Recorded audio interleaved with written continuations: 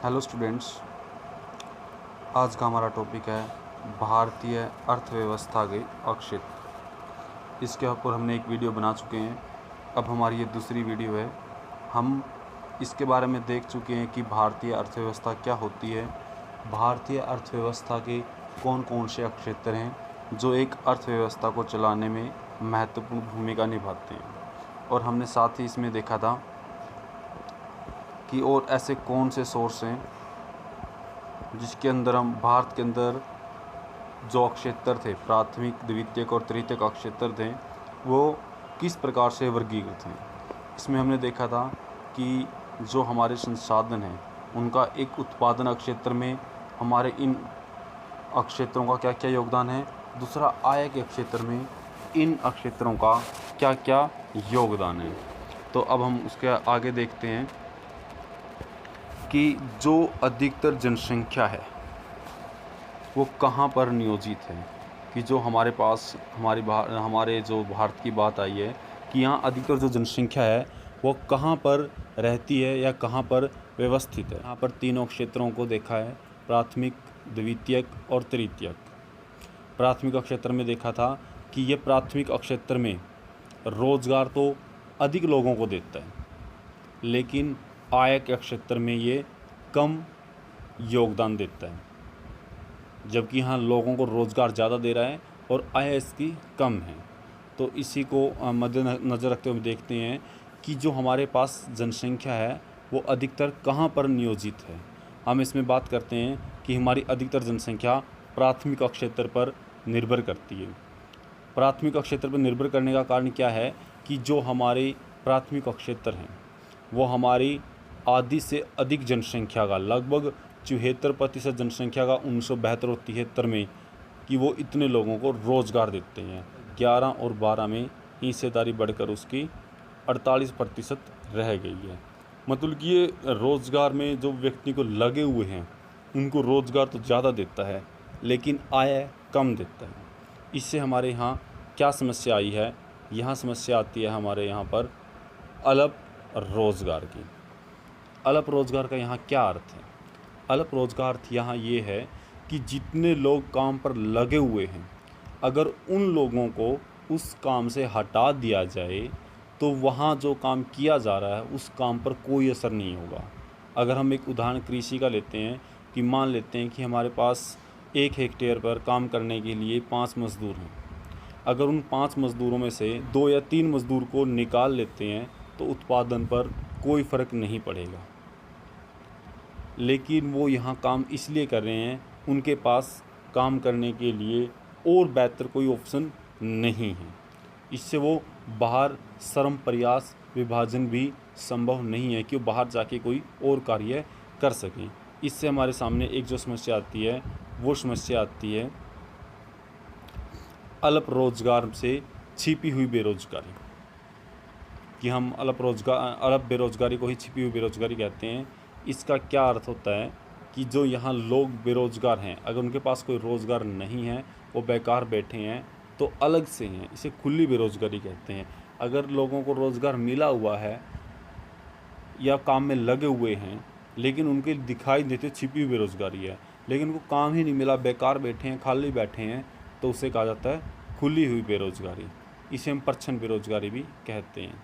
अब हम एक उदाहरण लेते हैं कि एक भूस्वामी सुखराम आता है, वो अपनी सारी ज़मीन पर काम करने के लिए लक्ष्मी के परिवार को 1 या 2 सदस्यों को भाड़े पर ले लेता है। कि एक लक्ष्मी परिवार है और एक वहाँ का भूस्वामी है जो उनकी भूमि करने के लिए इनको अपनी ज़मीन पर ले लेता है। और लक्ष्मी के परिवार को मज़दूरों द्वारा आंतरिक आय प्राप्त होती है, वो केवल इससे ही आय प्राप्त कर सकते हैं, क्योंकि उसके छोटे छोटे भूखंडों पर काम करने के लिए 5 लोगों की ज़रूरत नहीं है।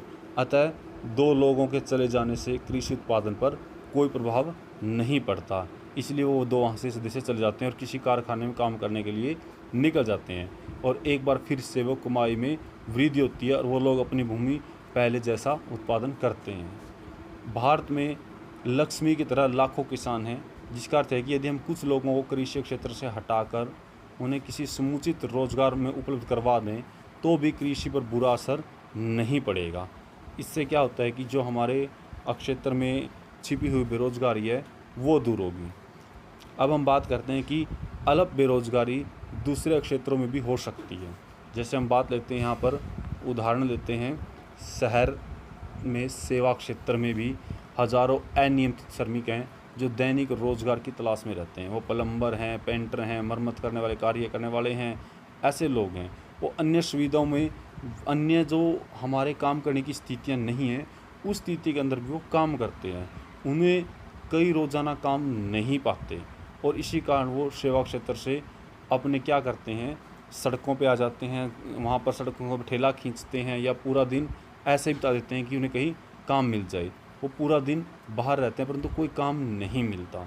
इस तरह का भी हमारे समाज में या शहर के अंदर बेरोज़गारी पाई जाती है। इसके बाद हमारे कुछ क्वेश्चन दिए गए हैं, इन क्वेश्चनों को ध्यान से देखिएगा। अगर कोई यहाँ समझ ना आए तो इनके बारे में पूछ सकते हैं। इन क्वेश्चनों को एक बार पढ़ के देखना कि इनमें क्या क्या बताया गया है और कुछ हिस्सेदारी के बारे में लिखा गया है। हिस्सेदारी बतानी है कि किस प्रकार होती है, कैसे होती है। इसके साथ ही हम बात करते हैं कि रोज़गार कैसे मिले, कि जो हमारे पास अभी तक जो साधन हैं उन्हीं साधनों से अन्य रोज़गार किस प्रकार से अधिक प्राप्त कर सकते हैं। जैसे कि हमने ऊपर देखा कि कृषि क्षेत्र में अलग बेरोज़गारी की गंभीर स्थिति बनी हुई है। कुछ लोग ऐसे भी हैं जिन्हें बिल्कुल रोज़गार नहीं मिलता। लोगों के लिए रोज़गार की वृद्धि कैसे की जाए, हम कुछ तरीकों को देखेंगे कि किस प्रकार रोज़गार यहाँ बढ़े।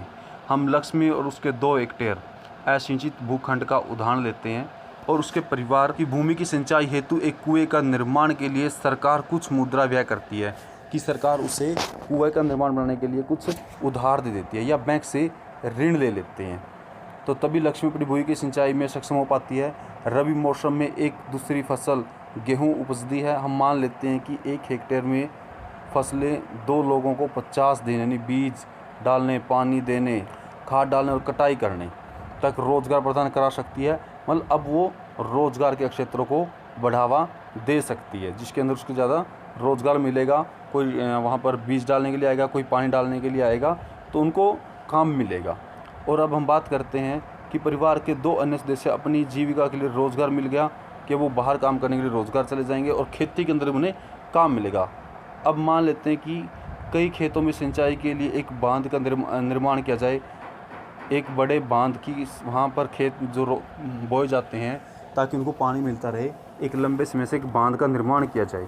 और जो निर्माण होगा तो वहाँ लोगों को फिर काम मिलेगा, वहाँ नहरें खोदी जाएंगी और कृषि के लिए एक नया रोज़गार होगा और अलग बेरोज़गारी की समस्या अपने आप कम हो जाएगी। इस प्रकार के काम के क्षेत्र में बढ़ावा आएगा। अब हम दूसरी ओर देखते हैं। अब मान लेते हैं लक्ष्मी और दूसरे किसान पहले की तुलना में अधिक उत्पादन करते हैं, तो उन्हें कुछ उत्पादन बेचने की आवश्यकता होगी। अब वो जब उत्पादन बेचेंगे तो उत्पादन बेचने के लिए वो कहाँ, अपने नज़दीकी शहर में ले जाने की आवश्यकता होगी। यदि सरकार परिवहन और सड़कों के भंडार पर अथवा बेहतर सड़कों के निर्माण पर कुछ पैसा निवेश करती है तो छोटे ट्रक सब जगह आसानी से पहुँच सकते हैं। इसे लक्ष्मी जैसे अनेक किसान और पानी की सुविधाएं आसानी से उपलब्ध हो सकती हैं और फसल की उपज और विक्रय अच्छे मिल सकते हैं। इस कार्य से केवल किसान को ही उपज व रोज़गार उपलब्ध नहीं होते, बल्कि परिवहन, व्यापार आदि लोगों को भी रोज़गार मिलेगा। जो वहाँ संसाधन चलाएंगे या जो वहाँ पर रहेंगे उनको भी यहाँ पर अच्छी तरह से व्यवस्था होता रोज़गार मिलेगा। अब हम बात करते हैं कि लक्ष्मी ज़रूरत केवल पानी तक ही सीमित नहीं है। खेती करने के लिए उर्वरक, बीज, कृषिगत संसाधन, पानी निकालने के लिए पंप सेट की ज़रूरत होती है। तो इस प्रकार की सभी चीज़ों पर जो खर्च कर सकेगी, इसीलिए उसे साहूकारों से पैसे उधार लेने पड़ेंगे और ऊंची ब्याज दर पर वापस करने पड़ेंगे। यदि स्थानीय बैंक ऊंची ब्याज दर पर साख उपलब्ध करवा दे तो ये सब चीज़ें आसानी से उपलब्ध हो जाएँ, तो समय पर खरीद और भूमि की खेती करने पर सक्षम हो जाएगी। इससे तात्पर्य ये होगा कि जो पानी के लिए उन्हें जिन चीज़ों की आवश्यकता थी, जिन चीज़ों की उन्होंने ज़रूरत थी, वो उसकी साथ ही साथ पूरी हो जाएंगी। अब हम जो बात आती है कि उसको पैसा कैसे मिलेगा, मुद्रा की व्यवस्था कैसे होगी, ये हम लेसन नंबर 4 में आगे देखेंगे। चलिए अब और रोज़गार के और की बात देखते हैं कि किस प्रकार रोज़गार और बढ़ेगा। अर्ध ग्रामीण क्षेत्रों में उन उद्योग और सेवाओं की पहचान करना और बढ़ावा देना। कौन से? जो वहाँ पर विद्यमान हैं। उदाहरण के लिए मान लेते हैं कि अनेक किसान अरहर और मटर की दालहन फलने उपज का निर्णय करना चाहते हैं कि वो फसल उगाना चाहते हैं। उनकी वसूली और प्रसंग के लिए शहर में बिक्री करने के लिए दाल मिल की स्थापना एक ऐसा उदाहरण है। शीत भंडारण गृह के खुलने से किसानों को अवसर मिलेगा वहाँ काम करने के लिए, अपनी उपज और प्याज जैसे उत्पादन का भंडारण कर सकेंगे, अच्छी कीमत मिलने पर बेच सकेंगे। अगर उन्हें अच्छी कीमत मिलती है तो उन्हें बेच भी सकेंगे। वन क्षेत्रों के निकटवर्ती गाँवों में हमें शहद संग्रह की केंद्र की शुरुआत कर सकेंगे, जहाँ किसान वनों से प्राप्त शहद बेच सकेंगे। सब्जियाँ और कृषि उत्पाद जैसे आलू, शकरकंदी, चावल, गेहूँ, टमाटर और फल आदि इन्हें बाहरी उपजारों में बेच सकेंगे, जिसके लिए प्रसंस्करण उद्योगों की स्थापना की जाएगी। यह अर्ध ग्रामीण क्षेत्रों द्वारा स्थित उद्योगों को रोजगार प्रदान कराएगा। इस तरह हमें यहाँ नए रोजगार और नए अवसर यहाँ पर मिलेंगे। अब आपको क्या लगता है कि आपके विचार में आपके क्षेत्र में किस तरह के लोग बेरोजगार या अलग बेरोजगारी हैं, मतलब किस तरह के लोग हैं अगर आप अपने आसपास देखते हैं? या आपसे कुछ पूछना चाहता है कि आपको ऐसा कुछ लगता है कि आपके आसपास ऐसे लोग हों जो बेरोजगार हैं या अलग बेरोजगारी की संख्या में हैं?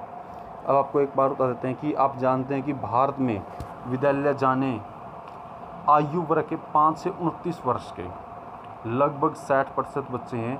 इनमें से 51% लगभग ही विद्यालय जाते हैं, शेष नहीं जाते। या तो वो घर रहते हैं या अधिकतर बाल श्रम के रूप में कार्य करते हैं, विद्यालय नहीं जा पाते, वहीं रहते हैं। अब आपको कुछ तस्वीरें दिखा देते हैं यहाँ कुछ काम करते हुए, और एक तरफ ये तस्वीरें हैं जो ये काम यहाँ पर लगे हुए हैं। इसकी हम यहाँ बातें कर चुके हैं। भवन निर्माण, अध्यापक व अन्य कर्मचारी की आवश्यकता होगी, जो हम वहाँ बात कर चुके हैं। शिक्षा के क्षेत्र में या हमारे यहाँ बढ़ावा क्षेत्र में जो यहाँ से हमें बात की थी कि वहाँ पर रोजगार अवसर होगा। प्रत्येक राज्य या प्रदेश में वहाँ के निवासियों की आय और रोजगार में वृद्धि करने की संभावना होती है। यह पर्यटक और अक्षेत्रीय शिल्प उद्योग और प्रौद्योगिकी सूचना जैसी नवीन सेवाओं के माध्यम से हो सकती है। कि यहाँ जो पर जिस हम राज्य की बात करते हैं, जो वहाँ के निवासी हैं, अगर वो वहाँ पर अच्छी कलाकृति करते हैं, अच्छे कार्य करते हैं, तो वहाँ पर बाहर के लोग घूमने के लिए आते हैं, नई नई सूचना उद्योग को लेने के लिए वहाँ पर आते हैं। हम बात करते हैं उदाहरण के लिए योजना आयोग के अध्याय के अनुसार यदि पर्यटक क्षेत्र के सुधार होता है तो हम प्रति वर्ष 35 लाख से अधिक लोगों को आंतरिक रोजगार प्रदान करवा पाएंगे, अगर हम नई तकनीक लेके आते हैं। तो हम जानते हैं कि अमल में लंबा समय लगेगा, अतः छोटी अवधि के लिए हमें कुछ द्रुत उपायों की जरूरत पड़ेगी। इसे ध्यान में रखते हुए सरकार ने अभी भारत में लगभग 625 जिलों में काम के अधिकार लागू करने के लिए एक नियम बनाया है, जिसे महात्मा गांधी राष्ट्रीय रोजगार गारंटी अधिनियम कहा गया है। आपने मनरेगा के बारे में सुना है, जितने बच्चे ने शायद 9वीं क्लास में उन्हें पढ़ा था। मनरेगा में क्या है कि जो भी व्यक्ति काम करने के लायक है, 18 साल से ऊपर है, तो वो काम नहीं मिलता तो सरकार उसको पूरे साल में 100 दिन का काम उपलब्ध करवाएगी, या सरकार उसे 100 दिन का काम दिलाएगी। इसके तहत क्या होता है कि पूरे साल के 365 दिन में से इसमें 100 दिन काम के कर दिए गए। अब ये घंटे बढ़ाने की संभावना की जा रही है कि कहा जा रहा है कि इसको 100 की बजाय 200 दिन काम के घंटे कर दिए जाएं, और उनको मजदूरी पर डे के हिसाब से वहाँ मिलती है। इसके बाद कुछ क्वेश्चन हैं, जैसे मनरेगा किसे कहते हैं, काम का अधिकार है, यहाँ पर इन्हें सरकार काम करने का अधिकार देती है। तो ये कुछ क्वेश्चन हैं, तो इनको ध्यान से पढ़िएगा और इनके जवाब अपने ज़रूर देने हैं। Thank you.